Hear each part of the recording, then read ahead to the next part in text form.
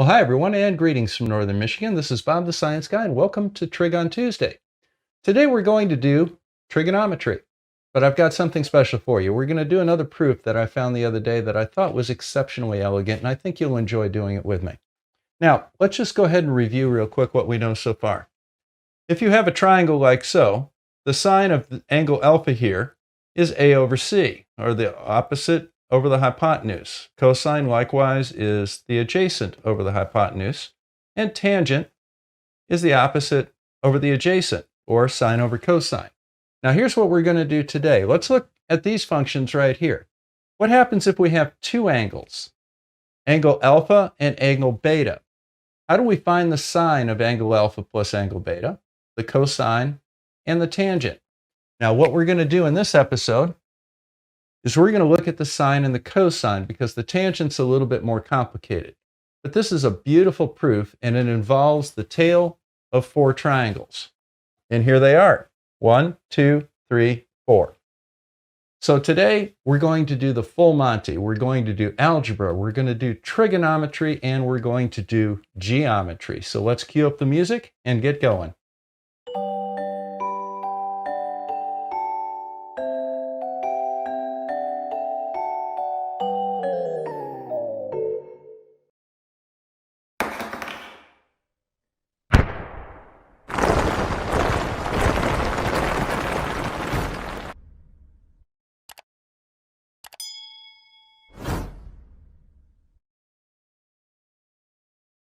So let's see what's special about these triangles. We're going to start off with a rectangle. We've got right angles here, here, and here. I'll let you use your imagination on what the last one will be. But let's make a triangle right here. Okay, so there is a right triangle.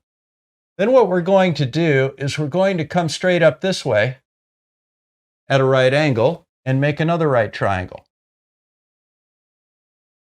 Generally, what we'll do is we'll make that alpha and we'll make that beta because we're dealing with the sine and the cosine of alpha plus beta. So we want two angles that are adjacent to each other, and there they are. Now, what do we know about these triangles? First of all, the internal angles of a triangle always add up to 180 degrees when you're dealing with planar geometry. It's a little different on a sphere. You can have what they call spherical excess if you lay it out on the surface of the earth. But on a flat surface like the whiteboard, the triangles are always going to have 180 degrees. So these are right angles. That means that these are 90 degrees. Likewise, that's a 90-degree angle right there as well. Now, let's look at this angle right here. What is this angle? Okay, because this is a right triangle, that has 90 degrees of the 180, which means that angle alpha and that angle have to also equal 90. So what's this angle? It's 90 minus the angle alpha. Here's where it gets a little cool. That's a straight line right there. That's 180 degrees. We've got 90 here, and we've got 90 minus alpha there. What does this angle equal? Well, if that's 90 minus alpha, and we got to come up with 180 degrees. There's only one thing that angle could be, and that's angle alpha. Just like that one. Okay, so now we know that that's angle alpha. What about this angle right here? So this angle right here would be 90 degrees minus alpha and beta. That makes sense. So what's that angle right there? Well, once again, these two angles have to equal 90, and that angle is 90 minus alpha plus beta. So by definition, that has to be alpha plus beta. That's the size of that angle. That angle is the same size as that angle. Another way that you can know that is what's called complementary angles. These two lines right here are parallel to each other. We have this line coming through both parallel lines. That angle has to equal that angle.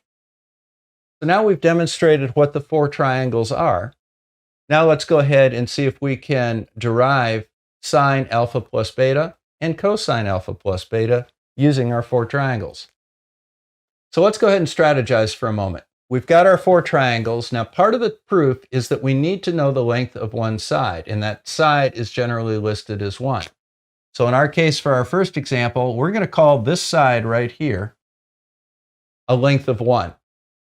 Now let's go ahead and mark our angles. So this is alpha, that's beta, and that is also alpha. And then remember one more. That one is alpha plus beta, right there. Just to explain where the proof is going, do you see this side right here? We realize that that is that segment plus that segment. Likewise, this side is that segment plus that segment. So this is going to help us out quite a bit as we do this proof. Okay, so the first step in any proof is to find the problem.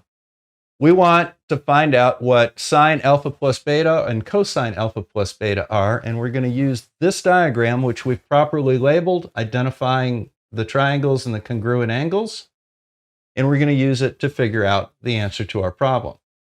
Now, what we want is we want sines and cosines. So by preference, we're going to try and only work with sines and cosines. We'll use tangents if we have to, but we want the answer in sine and cosine. So let's go ahead and figure out some triangles here. So what's this side right here?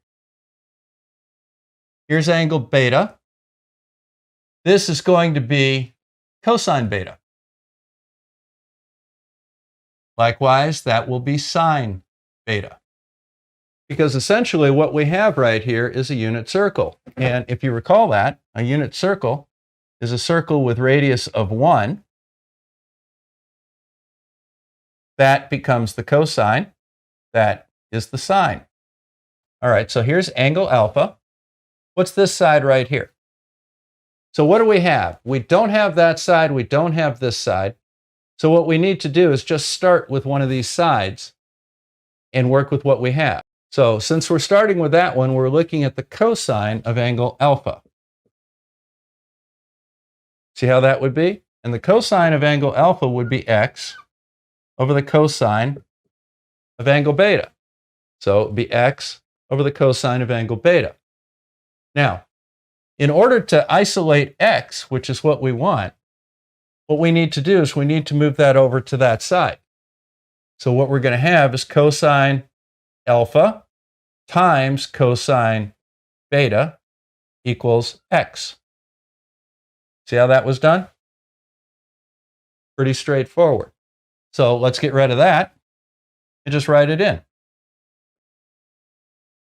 Okay, so just as easily as we did that, let's go find this side right here. Now, what is that side?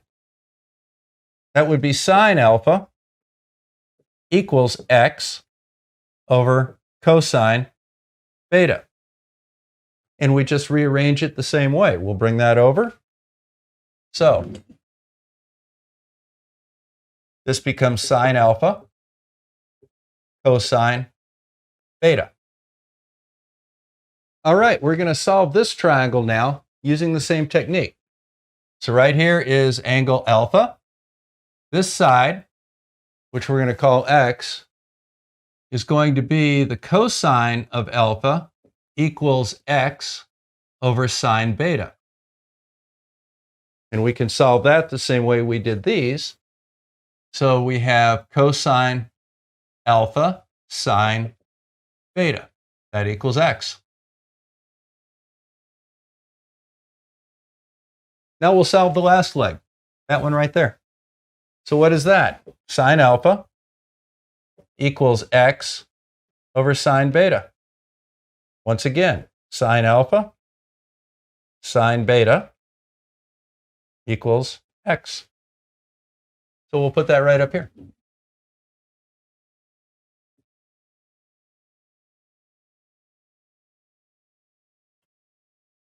Okay, folks, we're in the home stretch now. Let's go ahead and have a look at this one.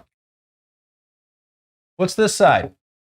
Well, that's the opposite side from the angle. So sine alpha plus beta equals x over 1. x equals sine alpha beta. Likewise, that would be cosine alpha beta.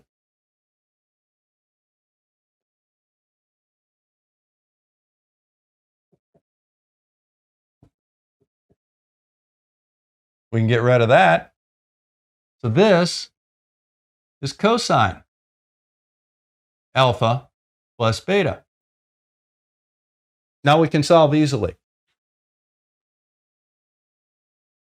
Now this is really a straightforward problem from here out. Our first question, what is sine alpha plus beta? Well, it's right there. And what does that equal? It equals that plus that. Make sense? So, and that is the identity for that. What about the cosine? Well, there's the cosine of alpha plus beta. And what does it equal? It equals that minus that. So let's write that in. So we've got cosine alpha, cosine beta, minus sine alpha, sine beta. And there are our identities. And that's how you do a proof of them. Now, the question becomes is what happens if these are negative? Alpha minus beta instead of alpha plus beta. Well, all you have to do is change the sign. Remember that sine alpha plus beta are these two. Now, if you make this a negative and that a negative, and just do it exactly the same way that we did before, the only thing that changes is those signs. And that's all there is to it. Now, in our next episode, we're going to do the same thing with tangent. Now, tangent is much more difficult than this, and you really have to think about it. So until then, make sure you hit that like and subscribe. I appreciate you stopping by and letting me partake in my hobby of doing some trigonometry. And I'll see you again in a week to finish this up. In the meantime, hit a like and subscribe, and stay healthy, folks.